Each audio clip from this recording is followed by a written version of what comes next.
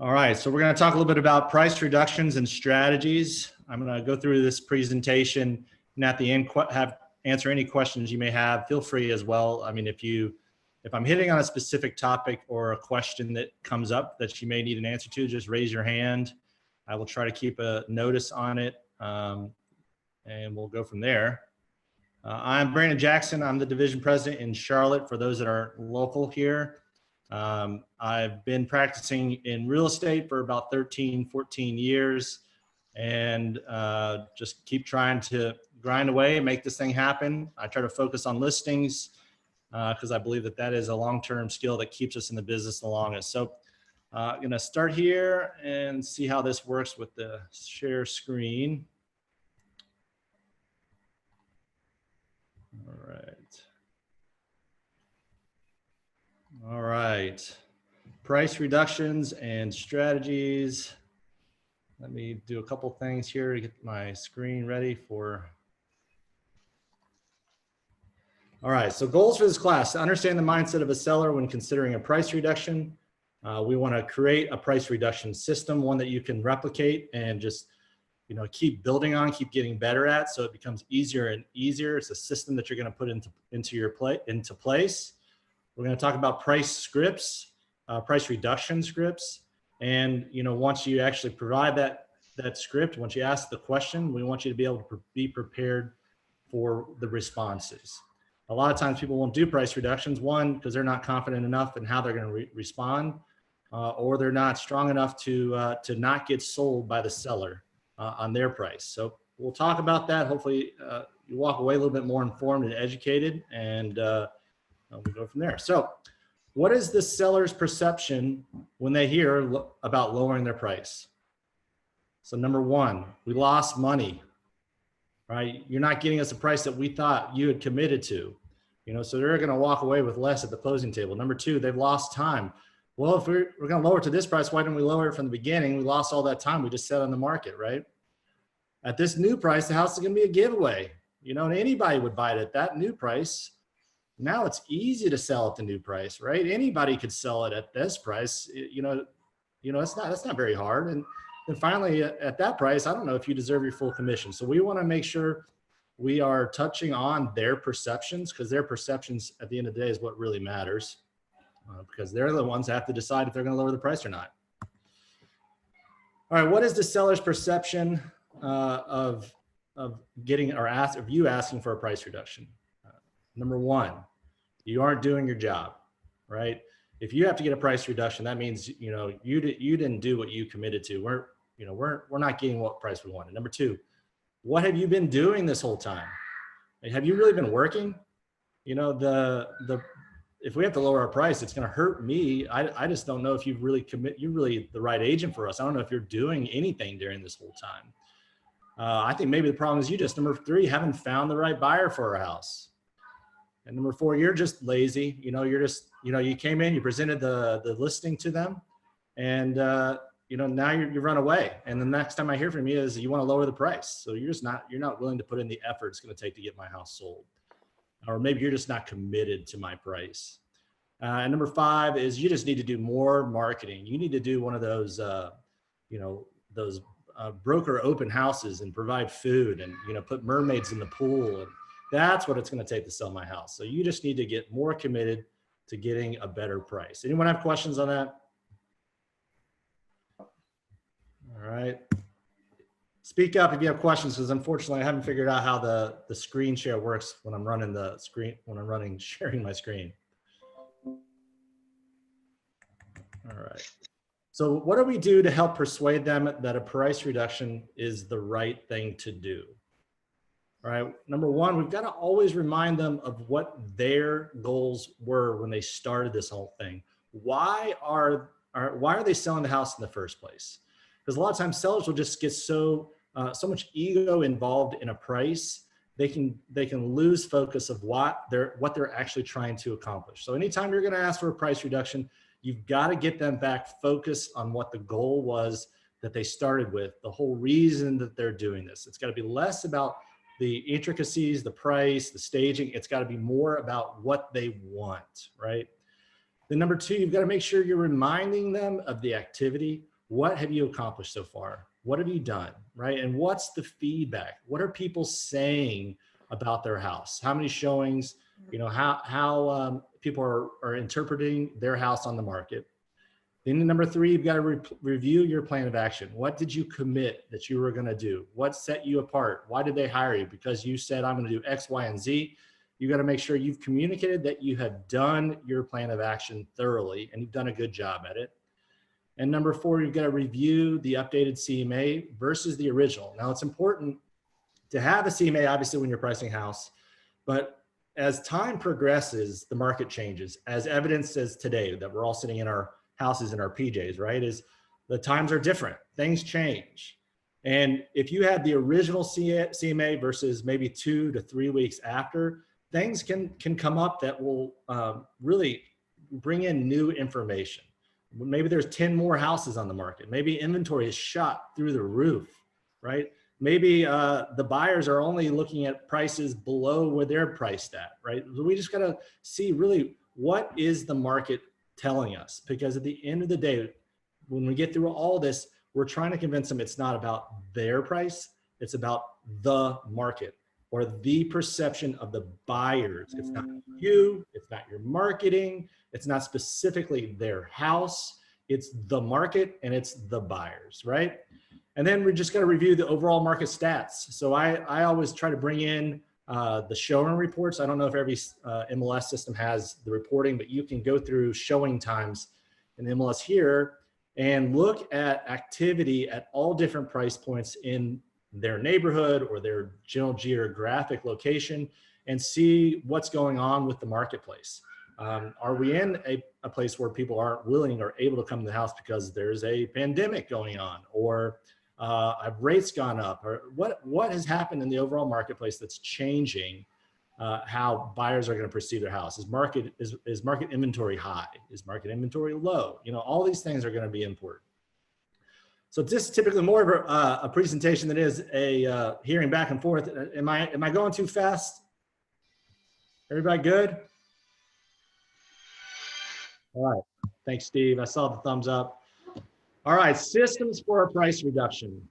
So we've gone through the thoughts and the process of the emotions of going through a price reduction. Now it's important to really lay out the system, because that's what this is, right? We want to lay this out for every house, because the goal is not to be the listing agent that gets the house on the market. The goal is to be the listing agent that brings it to closing.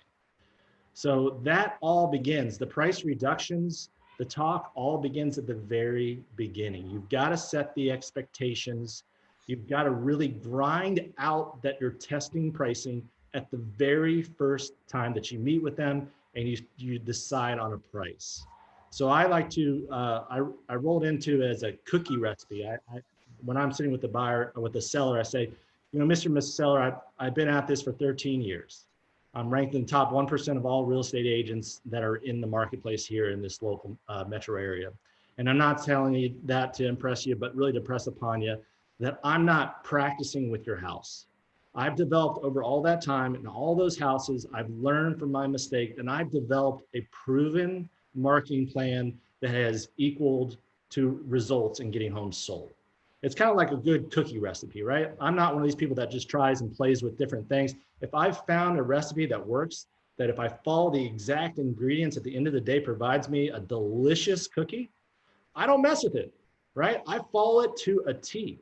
And so I know that if I put the right amount of sugar in, the right amount of flour, the right amount of chocolate chips, the right oven temperature, the right pan, everything, and I do it exactly the same every single time, the end result is going to be the cookies that I love.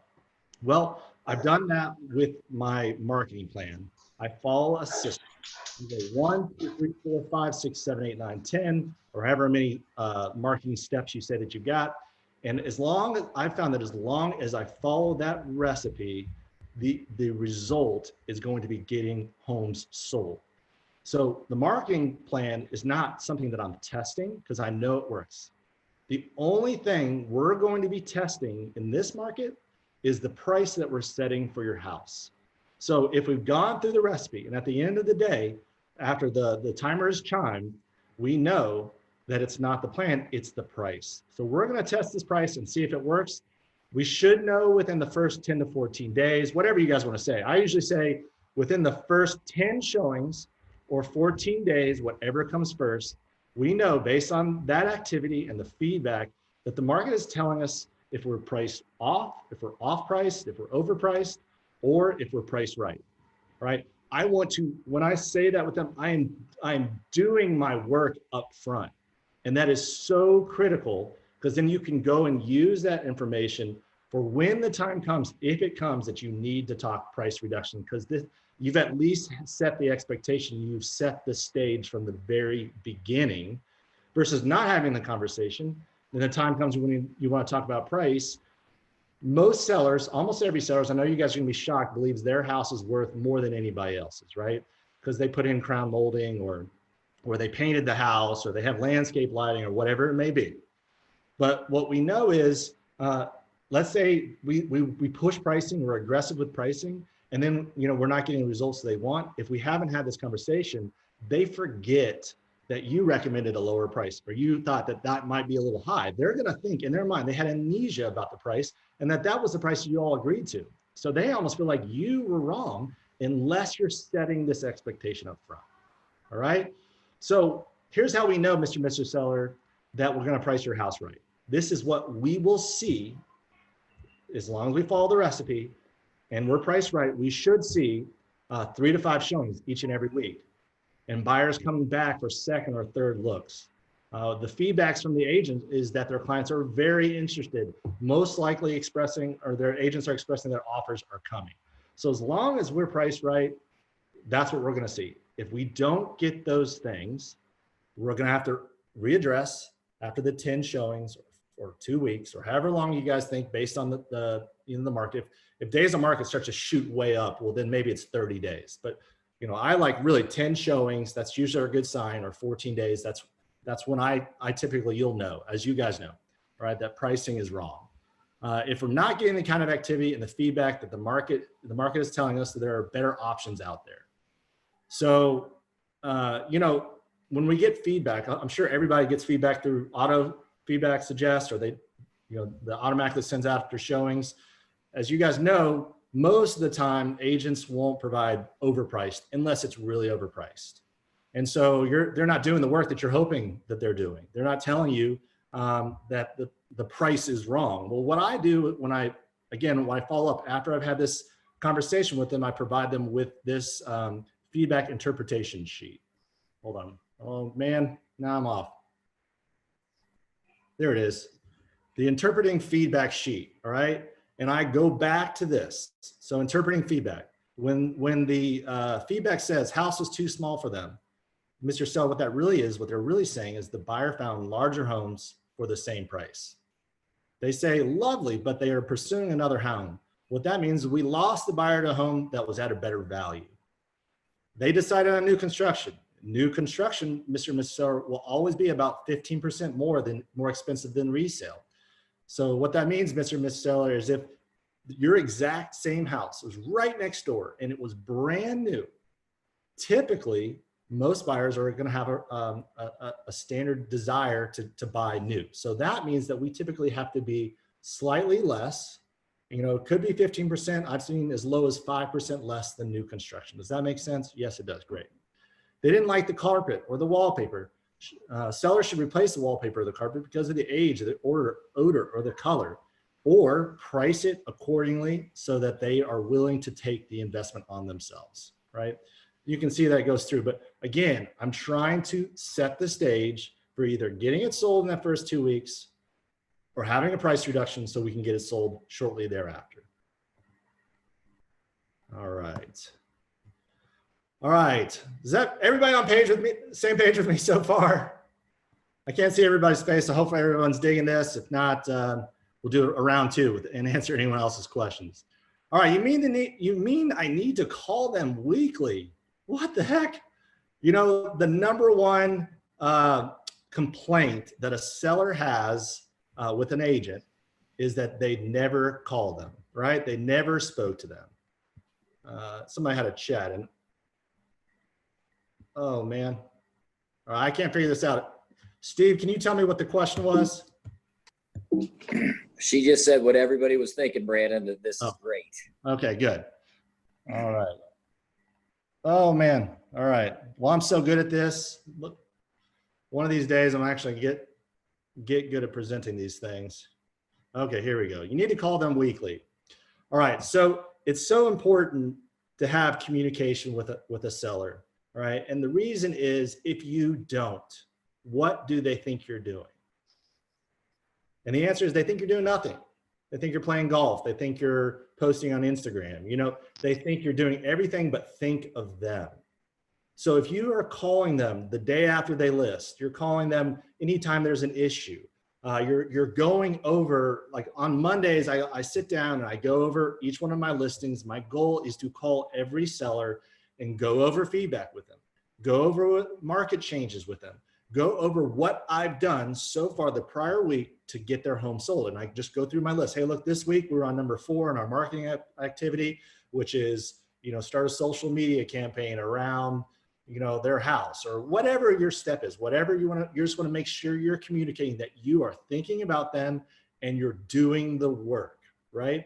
And that way, instead of, you know, you have a listing presentation, you don't hear from you, 2 weeks go by, 3 weeks go by, 30 days, either they call you, and you're hoping this happens, they call you and ask for price reduction, or you call them and tell, hey, we need to lower the price. And they're like, well, what have you been doing? Why should I lower my price? You're not doing anything.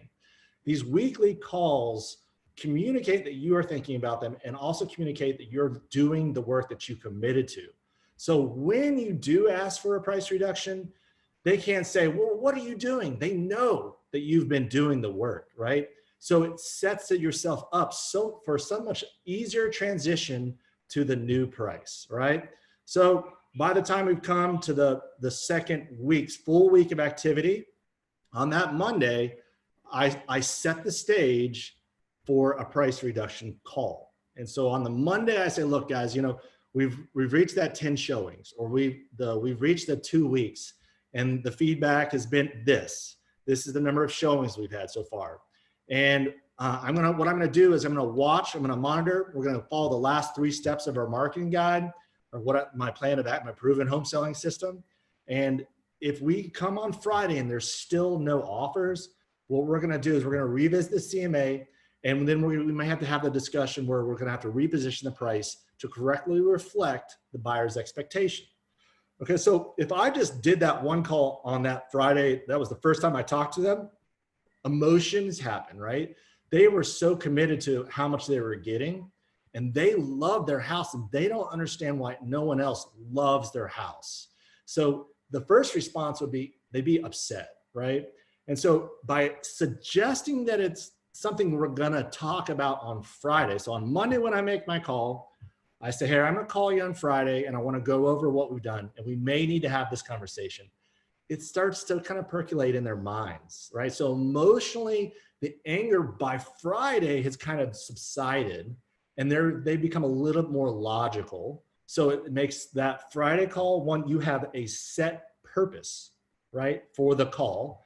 And then 2, they're less hot about the idea of lowering the price, all right? So the first price reduction needs to be the right price reduction. What do I mean by that? Most agents are so fearful about even asking for a price reduction. When they actually do it, they want to do it so it's not painful. Well, maybe if we just dropped it, you know, $3,000 or $5,000, you know, we can repopulate it up and people will start to notice it. It'll be in a better position. And, you know, in your heart as an agent, you know that $5,000 isn't the price, right? Well, getting another price reduction at a later date could be it, right? They could be said, we're not going to do it again. We're not lowering our price again. You were wrong. We're not comfortable with you. We're not confident with you. We've already lowered it. We lowered it to the price that you told us, and it still didn't work. It's got to be you. So if you're going to do what's right, and honestly, if you know the price is wrong, you're not being a good human being, because you're like allowing them to go along with some fantasy that isn't reality, and it's not going to get them to their goal. And then they're going to be mad at you, right? So don't do that. Figure out what the true market value is, what the true market price, and you're getting that price reduction. You need to go to the price that you are very confident is going to get sold. And even if you miss the mark, like let's say we're on the market at 350 and that was the push price, and the market, all the feedback has not been positive. We're not getting any offers, or we're not getting enough showings. It's got to be at a drastic price. And you've looked at all the numbers, you looked at the, what our competition is, what people are buying.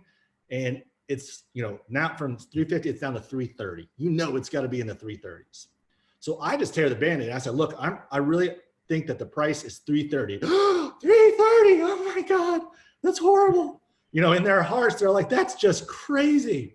Well, they'll invariably settle, well, maybe if we could, what about 340? Well, 340, honestly, I really feel like 330 is the number. What we could do is 335, maybe even 339, but it's got to be in the 330s. And you're kind of giving a little bit, but you're getting them that much closer to the right price. Okay. And 339 versus 330, is that the right number? If it's not, then you can't say 339. You say, Mr. and Ms. Seller, I wish it was 340. I wish it was $1 million. I want to get you guys the most. I want to protect your equity, but the market is telling us this. And I don't want to be, 30 days from now having to have this conversation with you again, because you know what happens? Right now, we've been on the market for 21 days. All right. And if we do this a little bit half-heartedly and we don't go to where the market is, we're going to have this conversation again in another 30 days. That's 50 days on the marketplace. If you're a buyer and you're looking at the houses on the market and you see one house that you like and it's been on the market for 50 days, how likely are you to come in with a strong offer? Right? Very unlikely. Because what you're thinking is 50 days, everybody's already seen this house. Nobody wants it. It's been on forever. I've got no fear of losing out. So let's make a low ball offer, right? And even then, they're not going to be willing to negotiate close to your price because they just feel like no one else wanted it. Why would I pay that much? Versus if we're able to get it done and accomplished within the first couple of weeks, if something's on the market for 21 days and it's at the right price, that fear of losing out is still there. It's still fresh. Right? And so when they make an offer, they're more likely to get to close, if not at what you're asking. And especially if you're priced to the market, that you should get close to that 3 to 5 showings a week, 3 to 5 showings a week. There's a lot of activity. You might even get multiple offers. It can happen. All right. So guys, what I'm saying is you got to be communicating weekly. You got to set the, oh, I'm sorry. Hey, whoever that is, can they mute? If not, here we go. I can figure that out. Maybe I can mute it. Mute. All right. All right. So you've got to do battle with your fears and do what's right for the seller. You got to prepare the CMA, pull the showing stats, the market stats, the feedback, the interpreting feedback, right? You've got to go through everything with them. Sometimes it's important to have a net sheet so they aren't so focused on the price. They're more focused on what they're walking away with, right? Because sometimes they get so tunnel vision on price and they forget, well, oh, I'm still making $50,000 even at this lower price, right? You've got to get all that together and you've got to push to get it done the right way. All right. All right. Oh, man. Okay. Price reduction scripts. All right. So price reduction scripts, it's important to have a script. It's important to have something internalize what you're going to say. Maybe hopefully you're not reading this exactly when you call the seller, but you've got something that you feel comfortable with and is aggressive. It's accomplishing the goal. So hello, Mr. and Mrs. Seller, it's Brandon from High Garden Real Estate. Did I reach at a good time? Great. I just wanted to give you a quick update on the marketing efforts so far regarding sell your home. We did the 77 step action plan, home proven selling system. So far, here we are, as I've reported to you every week. So we're in our 3rd week of marketing your home and our plan of action has been fully executed. Would you not agree? Great. All right, let's review the total activity for the past 3 weeks. We've had a total of 10 showings, 15 showings, and haven't received any offers. I've prepared an updating market analysis for our area, and here are the changes. There's 5 new homes to the market. There's nothing is selling. Houses are going expired. Houses are going withdrawn, whatever it may be. We are seeing blank happening to the market. Based on the activity we've seen in the home, as well as the feedback from the agents and the showing, the market is telling us we need to reposition your home to correctly reflect the buyer's expectations. At this point, I'm going to get your home moved, or we're going to get you moved to Florida, or we're getting you moved to your brand new downsized house. So in order to do that, we recommend pricing you at $330. If you can agree to that, I'm confident get your home sold in the next 2 to 3 weeks and get you moved to Florida. That's what you're looking to do, right? Right, great. I'll send the price adjustment sheet and we'll get going from there. It's that easy, right? Of course not. But it's realistically, if you've done all the other things I've mentioned along the way, then you're more likely to actually have them be, all right, you're right, Brandon. I saw it coming. We've done exactly what you said. I know we're testing just the price. Let's go ahead. And honestly, that does happen, right? If you've done the work. If you haven't done the work, then you got to be prepared for objections. And even if you've done the work, you're still going to sometimes get objections. And this is where you really have to become the expert, right? This is where you're not just going along trying to figure things out as you go. If you get really good at handling objections, whether it's for calling new leads or on the phone prospecting, whatever it is, objections are what can set you apart and create that little extra in your number of sales, right? And so if you get really good at handling objections, you get more and more confident because you're not nervous about, oh my gosh, what are they going to say if I ask them for that? If you get really good at these objections, you're going to be that much more strong when you ask for the price reduction, all right? And so one is, I need more money. I can appreciate you need more money from to net more money from the sale of your house. My goal is absolutely to get you as much money as possible. Based on the activity we've seen so far in the home, and the market and the buyers are telling us that the home is not at the right price. So we got 3 options. All right, we can lower the price and sell your house so we can get you moved to Florida. We can keep the house and rent it out. And from our initial appointment, that didn't sound like that was the right option for you guys. Or we can keep the home and you can keep the home and put your plan on hold for the next few years. We want to help you achieve your goals. So let's go ahead and get the house price to the market, right? All right. I have $30,000 in improvements. I put in marble. You know, I have a new backsplash. Do you see the lighting that we put into this house, right? You know, these are, again, the emotions are coming out. They think their house is the prettiest, and maybe it is, right? And I can appreciate that. And from the feedback and the activity that it's telling us that even with your marble and your crown molding and the new lighting and the landscape lighting, you know, there's still more competitive deals out there that are winning, that are beating your house. And so, you know, this market, in the housing market, it's a beauty contest and a price war. So we know that this house is gorgeous. You've already won the beauty contest. Now we have to get it priced to win, right? So you want to go back and say, yes, you're right. All those things have made a difference. You didn't throw your money away because that's their fear, right? It's not that at all. Those are one of the reasons we're getting some showings. We're getting some feedback.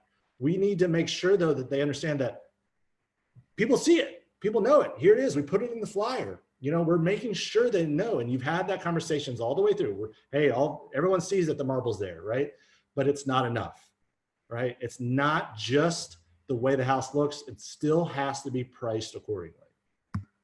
And guys, I see there's questions coming. Unfortunately, I'm having an issue with, I can't even see where my mouse is on the screen, and I'll have to answer questions at the end. I apologize. So we're going to Brandon, you're good on that. I'll let you know if there's questions. All right, cool. Thanks, Steve. I'll keep you posted. No All right. problem. All right, maybe I should just rent it, right? And gosh, when I hear that, my heart drops a little bit. I'm like, oh my gosh, I've just spent all this time and energy, and they might rent it. And you know what? At the end of the day, guys, if renting the house is the right decision for that, and it puts them in the best position, then that's what you got to do. But your job right here is to kind of walk them through, is that the right decision? So, you know, what is Mr. Miss Seller? That may be the right decision for you guys. Let's go through the numbers. What is your monthly net on this, or not on this house? Mortgage, taxes, insurance, and HOA fees. $3,000. Great. Okay. How much do you think you could rent it for? I think we can get probably, 3,000 that would at least cover our expenses. Maybe we carry it for a couple of years. Maybe we're not making money, but we're at least covering our expenses. Okay, I got you. Well, something to consider, Mr. and Mrs. Seller, is one, are you going to be managing and taking care of this property on your own? No, I wouldn't want to do that. Okay, well, if you're going to hire a property manager, they're typically going to charge anywhere from 8 to 10%. And just for easy math, so we can do the numbers, let's say 10%, that means $300 a month is going to go to the property manager. All right, so that's one thing to consider. Just renting it out, it's going to cost you, you're going to be losing money for someone else to live in the house, $300 a month. But, something else to consider is vacancy. Maybe your house never misses a month where you have a tenant, a long-term tenant that loves your house, takes care of the house, and never leaves. But the likelihood of that happening is low. Most of the time, someone's in there for a year, then they have to transition out, then you have to find a new tenant. So let's just say you're losing a month. Maybe you're really good and you're only losing 1 month of vacancy. That's $3,000. So you lost $300 a month for the property manager. Then you're losing $3,000. Now you're at $6,300 in total loss for 1 year, right? Now let's assume, something fails. Invariably, especially you've lived there already for 10 years. How long does an air conditioning system last? How long is the fridge going to last? The washer and dryer? Do you think there's going to be any plumbing issues, crawl space issues? These are all things that realistically will happen. And you need to be prepared financially that you're going to have to be replacing because you still own the property and the tenant's going to be dependent on you to get those things fixed and replaced, right? So, let's say it's something small, like a new oven, all right? That's $1,000. Now we're at $7,300 and that's 1 year. And that's in a best case scenario. And if it takes 2 or 3 years for the market to recorrect, to be able to get you to your price, we're at $21,000 in 3 years, if not more, just to get you the 3 years where you're hopefully going to get the price that we would have set that you're at today. Well, I'm only asking for a $15,000 price reduction. And the price reduction, again, is to get it to the market today so that you guys can get moved to that new house in Florida. So based on the math, does it make sense for you guys to rent the house? No, it doesn't, right? So guys, again, maybe it does. And maybe they still don't want to do it. They're emotional about it and they're just thinking of how to get out of this. But you've got to be there to be the expert, to be the resource, to go over the differences in cost and see if it really makes sense. All right. If you haven't called them, you haven't reviewed with them, all the steps that you're doing to get their home sold, this is the question that you're going to get. What have you done, my agent, to get my house sold? All right. And let's just say you have, right? They have amnesia. They forgot all the times you told them everything that you're going to do. It's important to go back over your question. That's a great question. Let's go over it again because I need to make sure I'm doing a good job of teaching you or informing you what I'm doing to get your home sold. Here's what I've done so far. We've done through the whole sheet, right? Based on everything we've done to market your home, can we not be in agreement that we've followed the plan that we know works? Yes, great. Well, all that tells us is, as we said from the very beginning, is that we need to reposition the price because that was the only thing we were testing. And we need to get it to where it correctly reflects what the buyers and what the market is saying. Make sense? All right, so if we can get you at 330, we're going to be that much closer to getting your new house in Florida. All right, so here's a plan of action in case you don't have one. I've got one that I use. It's a little more thorough than this as well, and I'm happy to share for those. Just shoot me an email after this. But hopefully you guys have in your pre-listing packet, when you're presenting for a listing, a plan of action that you can literally check off and prove what you're doing to get things sold. This was from a Dave Ramsey class that I took, and the people that were leading it were a really high level Keller Williams team. And they've used this is what they're using. So, copy it, make it your own, or create something new. All right. All right. We just need the right buyer to pay more. So another objection. I can appreciate that. Let me ask you if you were willing to buy a new car selling it, or I'm sorry, I can't read my script here. So I'm trying to go off memory. I can preach that. And let me ask you this. If you were buying a new car and it was selling for $25,000, in what circumstance would you be willing to pay $30,000 for that car? Right? And the answer is, if there was a bunch of cars on the lot that were all very similar, you wouldn't be willing to pay more than what they're asking for the house at best. And realistically, if there was a bunch of the lot, you'd be asking for a discount. The only time that you'd be willing to buy a car at $25,000 if that was the only one on the lot. And then you may be willing to pay more so that you can beat the competition.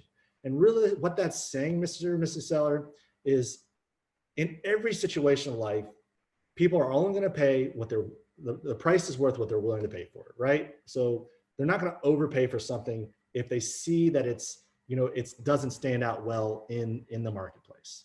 So in the case of your home, the feedback and the agents and the buyers is that they're finding better options out there. So in order to get your home sold so we can get you moved to Florida, we need to get ahead of the competition. My house is better. I just did the crown molding. I just painted, and we kind of talked about this already. I can appreciate that if you've done that, if you hadn't done the crown molding, if you hadn't done the recessed lighting or the landscape lighting or whatever it may be, X, Y, and Z, the price reduction, we may have to have been at a 50,000 price reduction instead of just 25,000. So what you did is still of value. And if you hadn't done it, we would have been at a much further loss than we are right now. So thank goodness you did that work, because it's going to get you more. But we've got to get this house priced to the market so we can get you moved on to your goal. As you see, I'm always circling back to why they're doing this. I'm trying to take away as much of the emotion of just the process and the price and focus back to the purpose of why they're selling in the first place. If I reduce my price, you need to reduce your commission. I can appreciate you asking. Obviously, you want to get the most you can out of this house. You want to walk away with as much money as possible, and I want to protect your equity and net you the most amount of money possible. Here's what I'm willing to do. Here's what I'm going to do for you. At the new price, we're going to go through our new 11-point marketing checklist. We're going to reach out to every agent that's already shown the property. We're going to start a new, social media campaign about our new price. We're going to do an open house, 2 open houses this weekend, whatever you want to commit to, right? And we're going to do the things that we know are necessary based on what the market has told us to do, the things that can be done in order to get you guys moved to Florida. Sound good? Fair enough? Great. All right. Here's a checklist. I think it's great. Hopefully I answer some of these objections. Maybe you guys have some more. If you've had an objection that you don't know how to answer, I'm Chip in Vegas. She told me this a long time ago. If you have an objection you've never heard before, write it down and then practice how you're going to handle it the next time. Because if you hear it once, there's a chance you're going to hear it again. And knowing objections is all about creating confidence so that there's not going to be something new slung at you. So if something new does happen, write it down. Send me your objection. We'll work on it together. I want to help. All right. So here's our price reduction checklist. Number 1, we got the seller's signature. We're going to change the price of the MLS. We're going to change the pricing of all our marketing materials. Again, I'm using this checklist not only for my own system, right? So that I'm following a system. I'm not just flying by the seat of my pants, but I can also go back to the seller and say, hey, we have an 11-point remarketing checklist. If we have to reduce the price, this is what we're committing to get it done. So we do not miss out on the momentum of getting you based on your new price, right? All right, thank you guys. I'm exhausted. I just felt like I gave a long dissertation, but what's important, guys, is that you take the opportunity that we have over these last 3 weeks and become an expert, right? Can you imagine a surgeon not spending time to get really good at what they're doing, right? And can you, if you weren't really good at handling objections, what's going to happen is the seller is going to sell you on the price that they think it needs to be at, right? And so let's go back to the doctor analogy, the surgeon. Can you imagine laying on the surgeon's table and he's starting his operation and you go, you know what? I think you need to, that's not the right knife. No, I think you need to go a little bit lower. Of course not, right? Because we trust a surgeon. He is the expert. We would never dare, give advice because it's not something we're confident in. The more you come across as an expert and you're confident in presenting, the more they're just going to relax and rely on you. So take this time, become an expert. This is an important tool and system to have in your toolbox so that you can get really good at it. Again, I think one of the most important things is you build confidence after it. So you work too hard not to get this listing sold. So get good at it. And I'm here for you. So hopefully now I can use my mouse a little bit better and stop sharing my screen. All right, now I see everybody. All right, anybody have follow-up questions or anything I can do? Chip, what's up, brother? Hey, Brandon. It was outstanding. I got two questions, and they're a little different one others. Take your time on them. The first one is, what'd you do to learn this? I mean, it's there, like it's brilliant, but how much repetition and practice, who'd you practice with? People watching this presentation and walking away from it thinking they got it after watching you are really going to get stung. This is gorgeous. I mean, man, that is perfect. Cool. You said people should call me and talk to me. I disagree. They need to immediately memorize everything you just gave them. It literally answers every question. Second question, Brandon. What do you say to somebody when they got a pet, when the problem is the messiness of the house or the pet? And how are you in action helping people solve that beyond, because sometimes people don't have the money because they need the money from the house. So No get doubt. your thoughts on that. I'm going to check out here. Thank you so much, dude. So the first one is, had to do with like how did I get this information, is I am a student, right? I have hired a coach that I have been talking to every week for over 5 years. So that's one, right? I want to get really good at this because look, you can do this job and make $20,000, $30,000, $40,000 a year pretty easy. Like you could get lucky a lot and make some basic commissions. But if I'm doing it, I'm the same amount of time.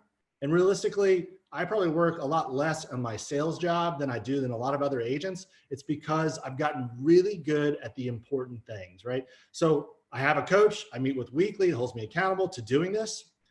Two is I got this from another class that I took, and I actually took another class that I'm in separate to this one that I learned about price reductions, right? So I've had so many classes, and then I've gone back and re-listened to the classes probably like 5 times. Because I was telling you guys, I was giving you advice, I was telling myself, like I wanted to be really good at this so I don't have to like get fired. Because if you aren't good at getting prices reduced, and especially if the market is changing, you're going to get fired. There's just not a question about it, because they're just going to go back to you're not doing a good job. All it is like you didn't price it right.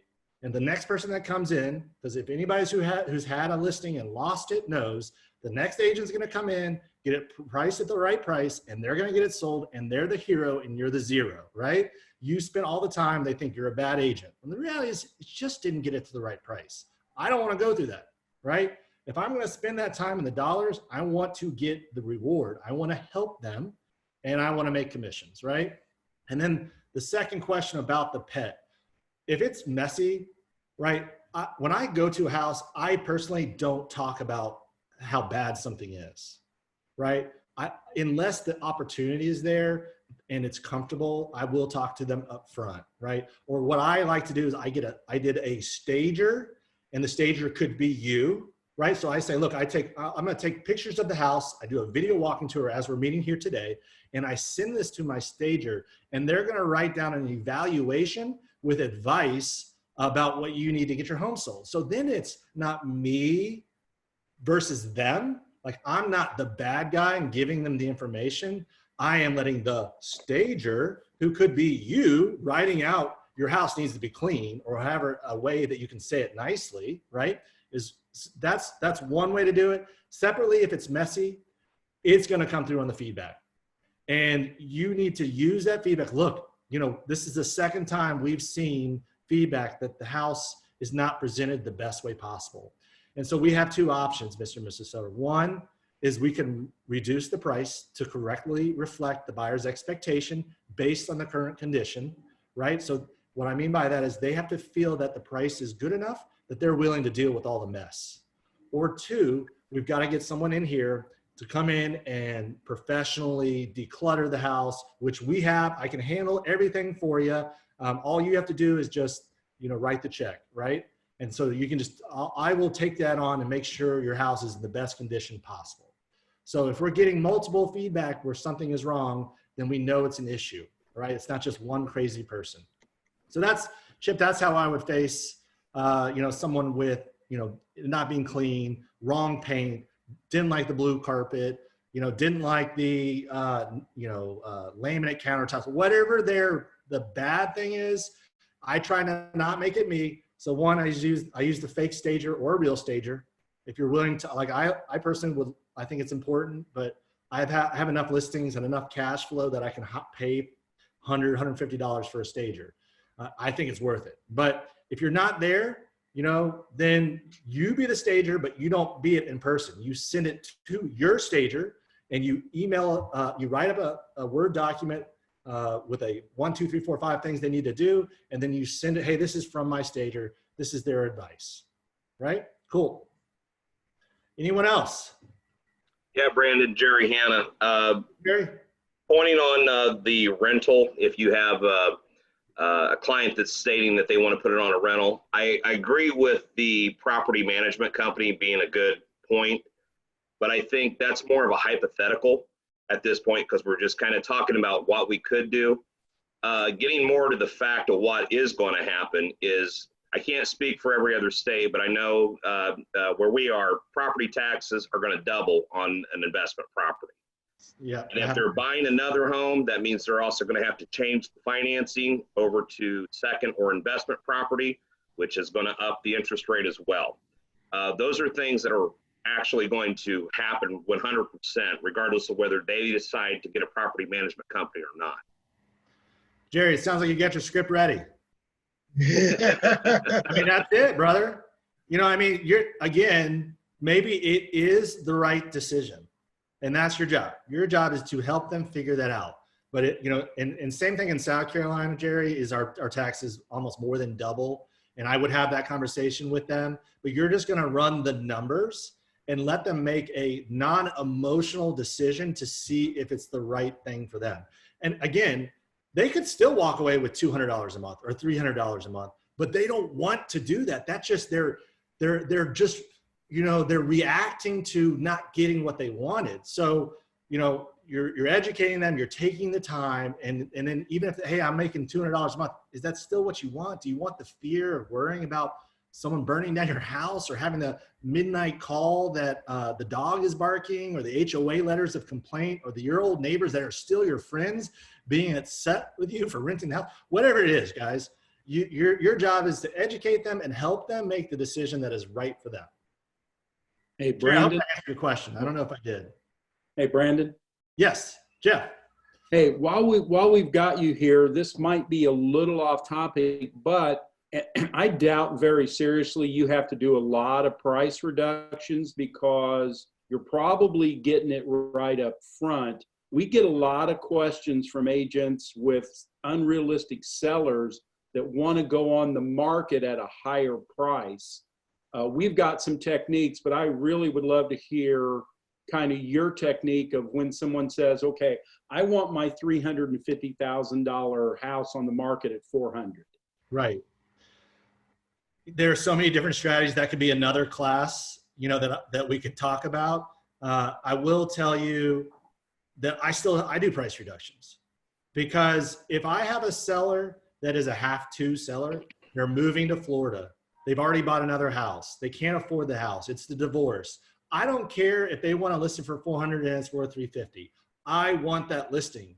And I'm not going to lose a listing that is a have-to sell listing because I am so egotistical that I think my price is right? Because honestly, I've listed a house for a price that I thought was too high, and it sold in the first week. Because I mean, we could all write a CMA on one house.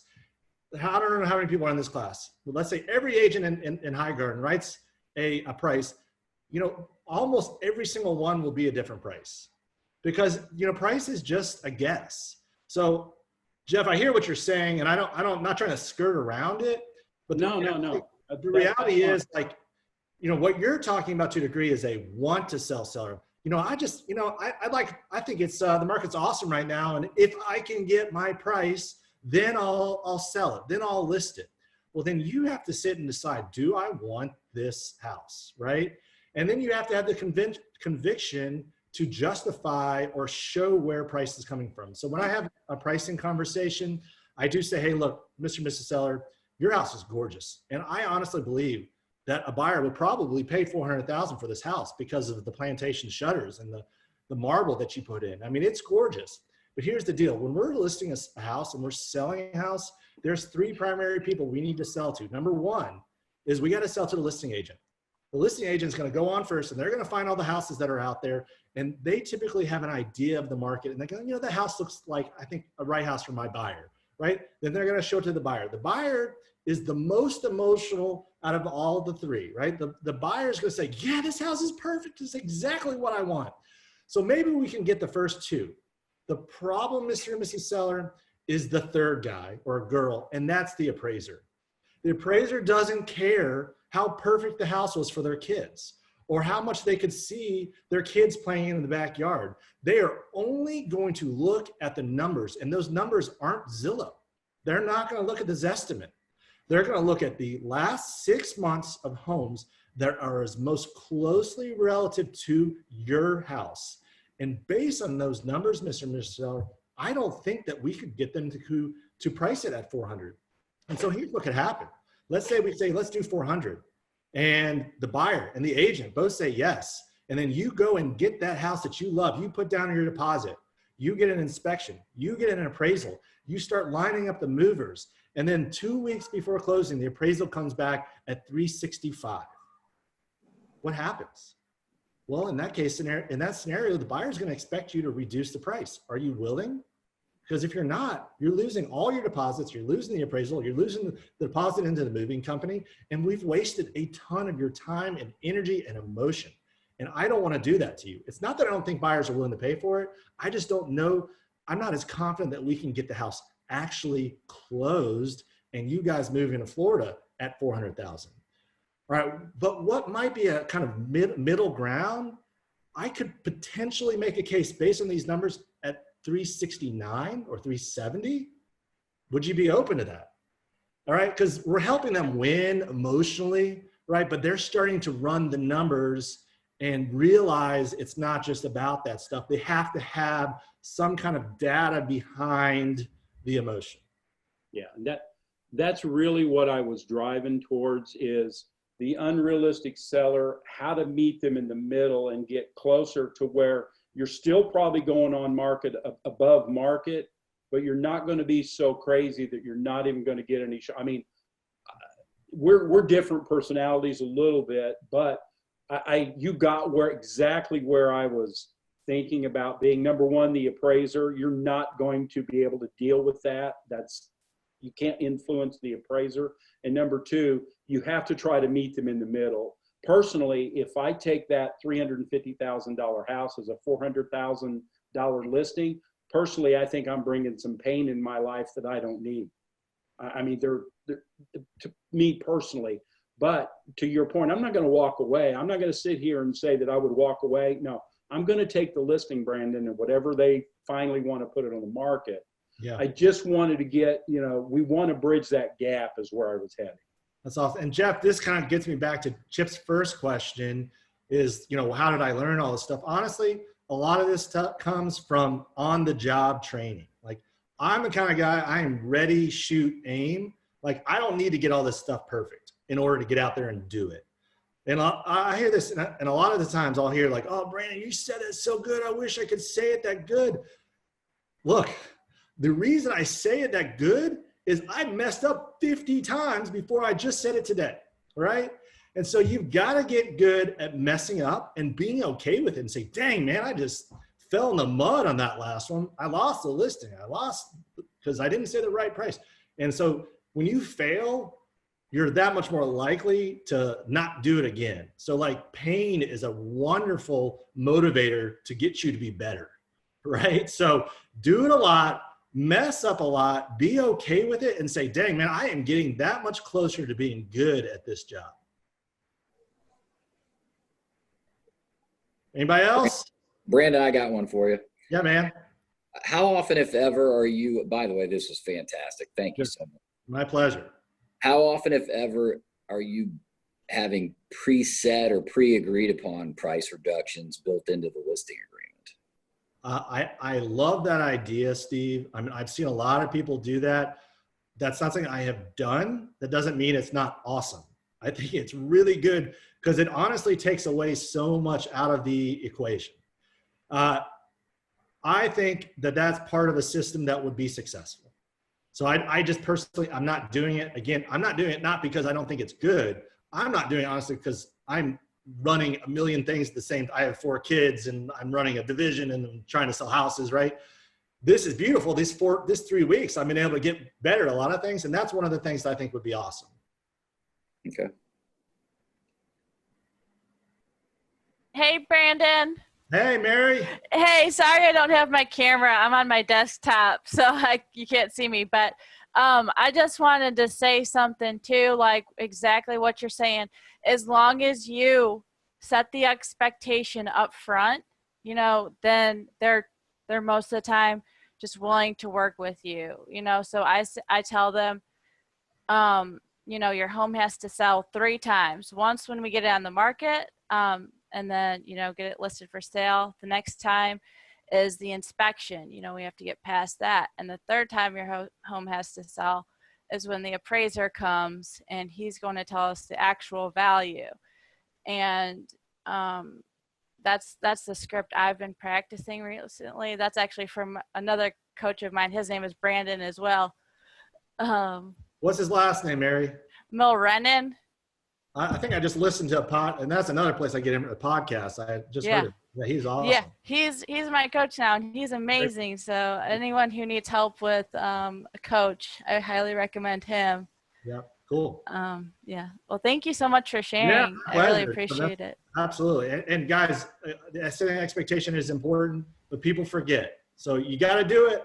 You got to do it strong, but you have to keep reminding them, because like it's just something that's part of the system. You got to set the stage and then keep bringing it to them. So when the time comes, again, it's that much easier. So I have a quick question. Yeah.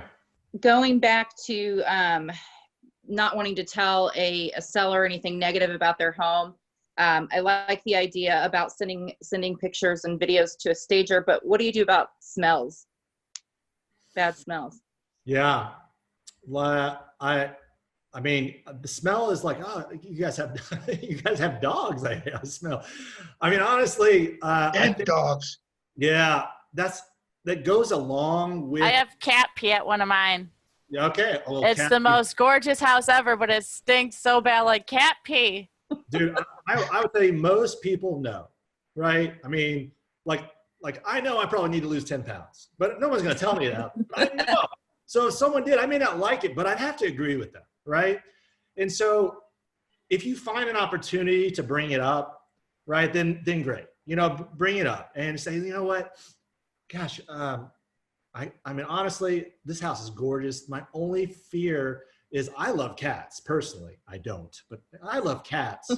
But, you know, I think that there's some people that just don't like cats, or like, you know, the smell of cats, maybe it's a bad memory. I don't know. We should take a focus on that, you know, and maybe buy some air fresheners to help reduce that smell, because I don't want to lose a great buyer because they don't like cats. You know, I don't know. That's just like me thinking on the fly. If that doesn't work, you never come to a point where you feel nervous about bringing up something you know that they love.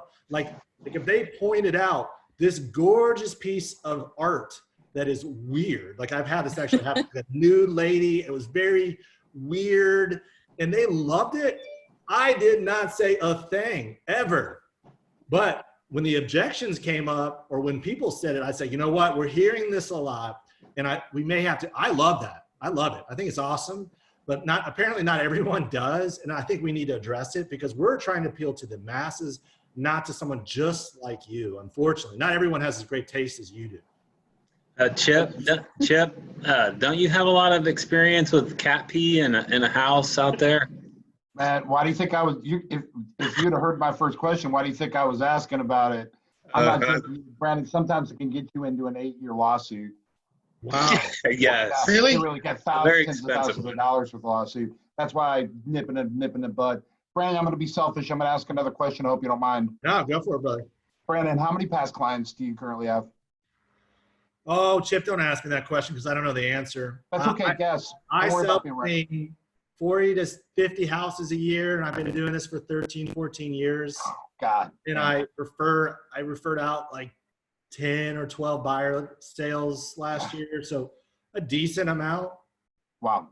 So, Brandon, how are you using, first of all, how many of those people do you have that have given testimonial to you, either in, like a written letter, or have gone on Zillow and given you the review? And secondly, how are you using the reviews themselves, whether on Zillow or otherwise, as a bludgeon to beat down your next client?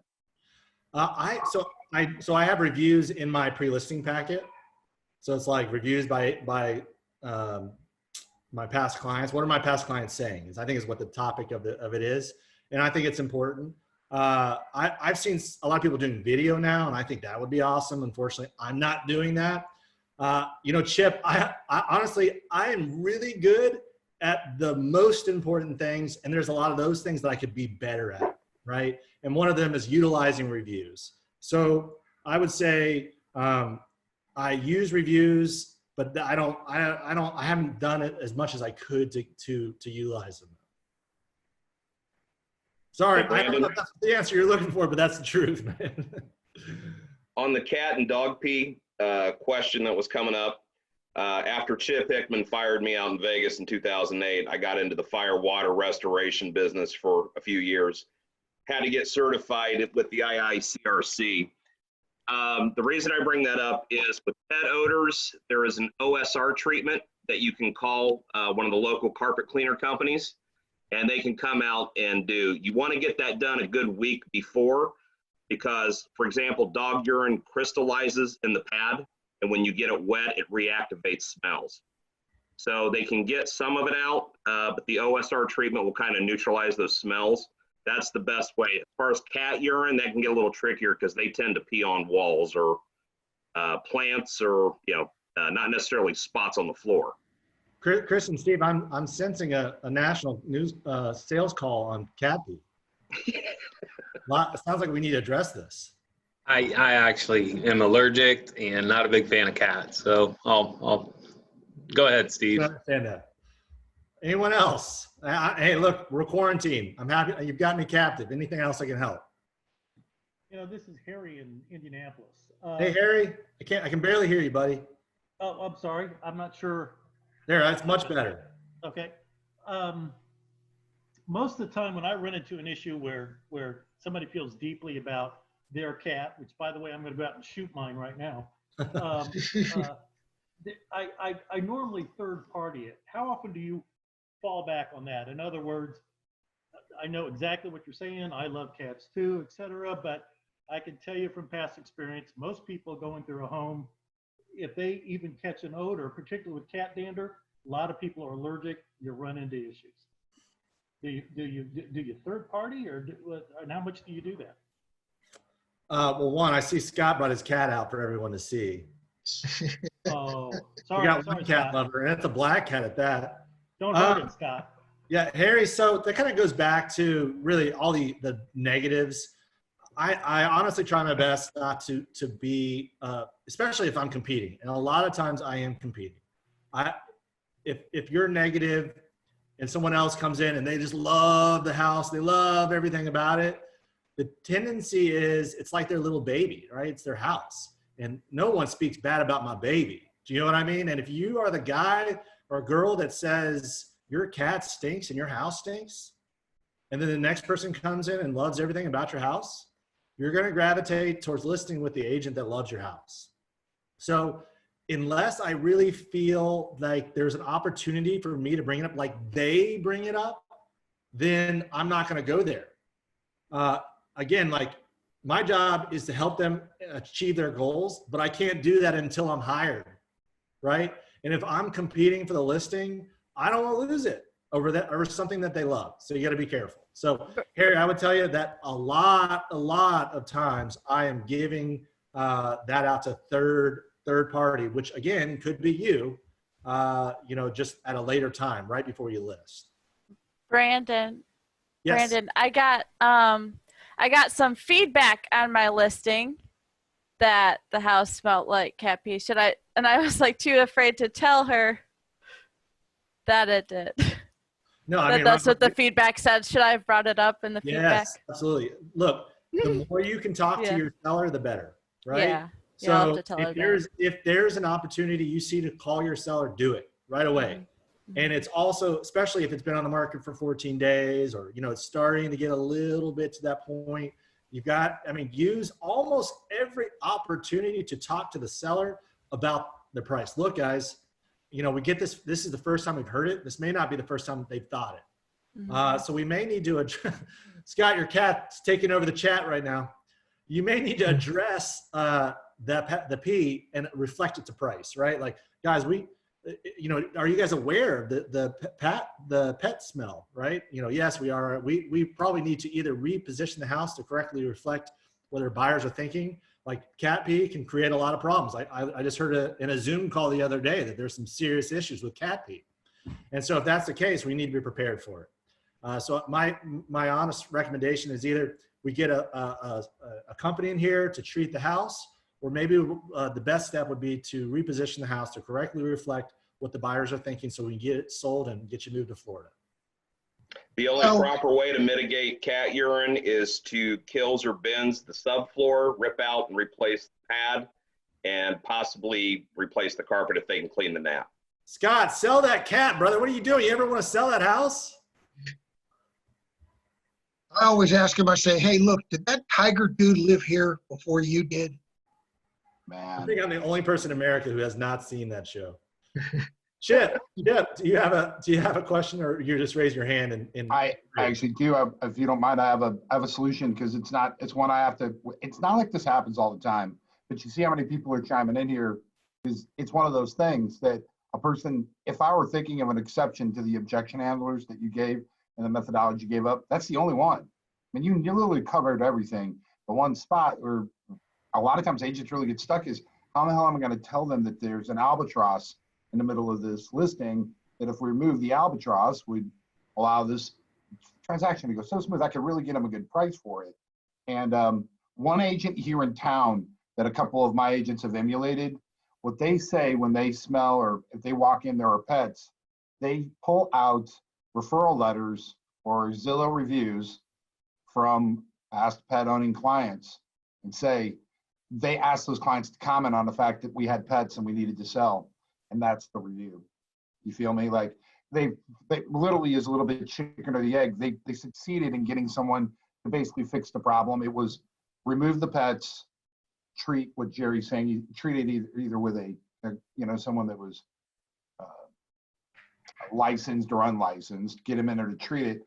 And then, or just have a company that comes in and does, odor issues and take care of it. And there was a cost associated with it. So what you were saying to them is much like you are in the other. This is not a part of the listing presentation. This might be, right, like you said, you take the listing and then right before you're going to list it, you say, your idea about having a stager be your straw man is gorgeous. Never heard it. I'm going to immediately tell everybody about it. It's perfect. And I think it really works with the advice that gentleman uses here in town. It makes his pitch better if he listens to you. Thanks again, Brandon. Yeah, I mean, at the end of the day, if you're running into something repetitively, you need to be prepared for it. So I don't face cat pee. I don't think I've ever had that be an issue. So that's why I'm, when you're telling me this, I'm like, oh, interesting. But if in Vegas, apparently people have cats. I don't know, but I would be prepared for it. So put together whatever it is, like Chip said, hey, I had one client who had cats. This is what they did, and we got them this price. Great. So be ready for it. The heat keeps the animals inside a lot here. That would make sense. That would make sense. Chip was the one who sold Siegfried and Roy's house, so he can sell anything. Man, you just keep them coming, don't you, Don? I thought the Raiders kicker shot it up. Did that thing still sell? Brandon, do you have a button to end this thing? We do. All right. Hey, beyond cat pee, does anyone else have any questions, anything I can do to help? No? Great. Hey, I'm here in Charlotte. Happy to be of service. For anybody, if you have a follow-up question and want me to role play an objection, or, I will post this on, or somebody in Indy will post this on the page, the Facebook page. I can send you any information you want besides that. I appreciate the time. Keep learning. Honestly, when I was preparing for this class, I actually saw something that I hadn't seen before, even though I've heard it before. It just resonated with me.